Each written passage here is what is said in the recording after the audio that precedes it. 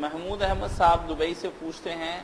کہ اگر ایک حدیث میں کسی کام کی عمومی ترغیب دی گئی ہو اور دوسری حدیث میں کچھ شرائط عائد کر دی گئی ہوں تو اس کے عمومی انداز میں کرنا زیادہ آسان ہے یا شرائط کے تحت؟ مثلا ایک آدمی مسجد میں داخل ہوتا ہے اور وہ زوال کا وقت ہو تو کیا اس کے لیے 2 رکعت نفل پڑھنا بہتر ہوگا جس کا عمومی حکم ہے، یا زوال کے ختم ہونے کا انتظار کرنا چاہیے؟ یہ بات محمود صاحب کی اتنی پیچیدہ ہے کہ بڑے بڑے امام ہار گئے اور آخر بعد نے تو کہا یار ان وقتوں میں نہ مسجد میں نہ جائے، ہمارے پاس حال نہیں کہ وہ تحیت المسجد پڑھے یا ممانعت ہے نہ پڑھے، اس لیے ان وقتوں میں نہ مسجد میں جانے سے پرہیز کرے، ایسے وقتوں میں چلا جائے جب میں نہ جائے۔ یہ ہار مان گئے بیٹا، مگر صحیح بات یہ ہے کہ نہ پڑھے، کیونکہ پڑھنے کا جو ثواب ہے تھوڑا،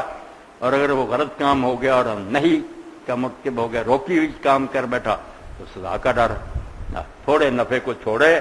اور نقصان سے بچے۔ در المفاسد جو ہے وہ جلب المنافع سے بہتر ہے، خطرے کو ٹالنا نفع حاصل کرنے سے زیادہ امکان۔